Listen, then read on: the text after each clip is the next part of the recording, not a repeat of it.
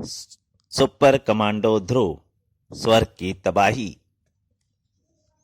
पिछले भाग में आपने पढ़ा कि द्वितीय विश्व के दौरान एक जर्मन वैज्ञानिक ने लक्षद्वीप के जंगलों में स्थित एक गुप्त प्रयोगशाला में मनुष्य को पशु मानव में बदलने का एक अनोखा आविष्कार किया।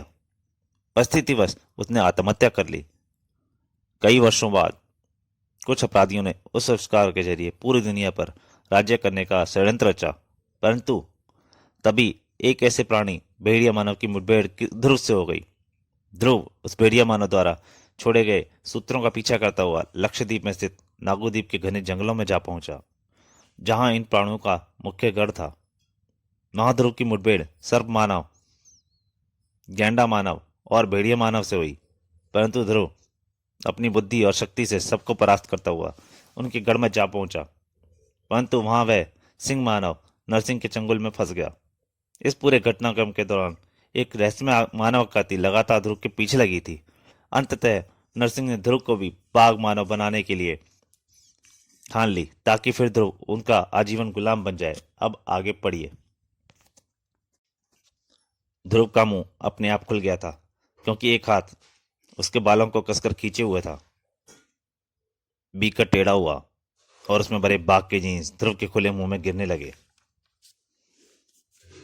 ध्रुव ने पूरी कोशिश की कि अपने गले द्रव को अपने गले से नीचे न उतरने पाए, लेकिन अब सांस उसका साथ छोड़ रही थी।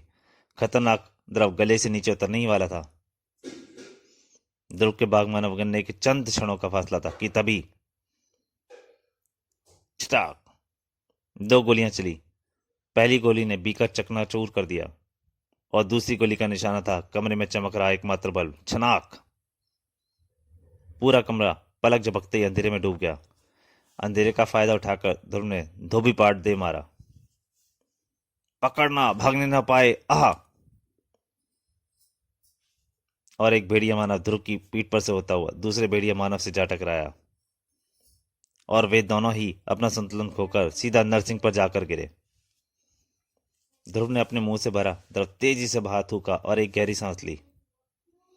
पकड़ो! साथ ही वह तेजी से बाहर भागा। पर यह गोली चलाई किसने? यहां पर मेरा मित्र कौन आ गया? एक मिनट, नरसिंह ने मुझसे पूछा था मैंने भेड़िया मानव पीटर को गोली क्यों मारी, परंतु मैंने तो उसे गोली नहीं मारी। यानी यहां पर मैं अकेला नहीं, हम दो हैं, पर वह दूसरा है कौन? लगता है कि अब ध्रुव को अपनी शक्ल दिखाने का वक्त आ गया है। वह मैं हूं, लेकिन दूसरा नहीं। अरे, दूसरी। रेणु तुम? Yes captain. लेकिन तुम? छोड़ो, बाकी बातें मैं तुमसे बाद में पूछूंगा। अभी मैं तुमको उलझाए रखता हूं, अभी मैं इनको उलझाए रखता हूं।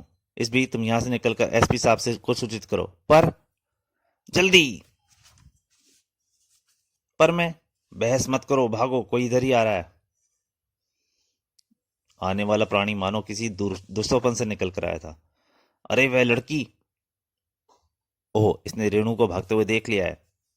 शुक्र मानव का मुंह अपने साथियों को चेतावनी देने के लिए खुला, लेकिन ध्रुव ने तब तक जमीन पे मिट्टी का ढेला उठा लिया था। निशाना सच्चा था। शुक्र मानव की आवाज उसके गले में ही घुटकर रह गई। अब इसके मुंह में, इसके खुले मुंह में गोली मारना ज्यादा आसान होता, परंतु दुर्भाग्यवश मेरी पिस्तौल में साइलेंसर नहीं है। सभी पशु मानव गोली की आवाज सुनकर सीधे यहीं आ जाते। ध्रुव ने तेजी से अपना सिर नीचे किया और उसके पेट में एक टक्कर मारी, और अगले ही पल वह उछलकर 5 फुट पीछे जा गिरा। आ! उफ! लगता है जैसे मैंने किसी दीवार पर सिर दे मारा है। इससे पहले कि ध्रुव इस आत्मघाती वार से संभल पाता, गुस्से में पागल शुक्र मानव चेतावनी देना भूलकर ध्रुव को मसल देने के लिए आगे बढ़ा। ध्रुव ने पहला वार बचाया, लेकिन दूसरा वार वह नहीं बचा पाया। उफ! इससे बचने का कोई रास्ता समझ में ही नहीं आता। रास्ता? रास्ता तो है, वह संकरा गलियारा। ध्रुव तेजी से संकरे गलियारे में लपका और खुद शुक्र मानव भी बिना कुछ सोचे समझे तंग गलियारे में घुस गया, पर वह ज्यादा आगे नहीं बढ़ पाया। यही है क्या? मैं तो गलियारे में फंस गया। मैं हाथ तक नहीं हिला पा रहा हूँ। ध्रुव का हाथ तेजी से आगे बढ़ा और 2 उंगलियां अपने निशाने पर जा घुसी। खचाक! शुक्र मानव दम लगाकर चिल्लाया, आ! अब यह किसी को यह नहीं बता पाएगा कि मैं किधर गया। यह चिल्लाहट कैसी है? यह तो शुक्र मानव जिलान की चीख है। चलो देखें क्या हुआ। शुक्र मानव तब तक तंग गलियारे से बाहर वापस निकलने में कामयाब हो गया था। क्या हुआ जिलान? स्वामी, मैं अंधा हो गया स्वामी। उसने मेरी दोनों आंखें फोड़ दी। हाय! किसने? ध्रुव ने। ध्रुव ध्रुव ध्रुव! मैं पागल हो जाऊंगा। वह गया किधर? मैं नहीं देख पाया।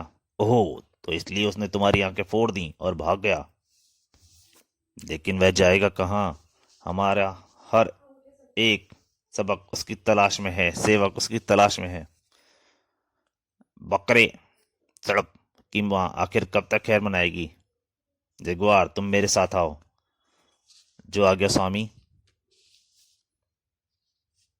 ध्रुव ने छिपने की जगह ढूंढ तो ली थी, पर कुछ कदमों की आहट इधर ही आ रही है और इधर कमरे में आने या जाने का सिर्फ एक ही दरवाजा है।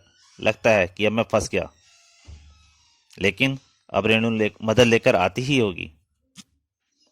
दूसरी तरफ रेणु ने सतर्कता चलते चलते हुए 3/4 रास्ता तय कर लिया था। लेकिन अरे रे, स्वामी ने मुझको पहरे पर लगाकर अच्छा किया, वरना ये लड़की हमारे किए कराए पर पानी फेर देती। डैनो की फड़फड़ाहट सुन रेणु मुड़ी। लेकिन तो दोस्तों, इस कहानी का ये भाग यहीं तक। इसके आगे के लिए जल्दी हाजिर होऊंगा। तब तक के लिए नमस्कार।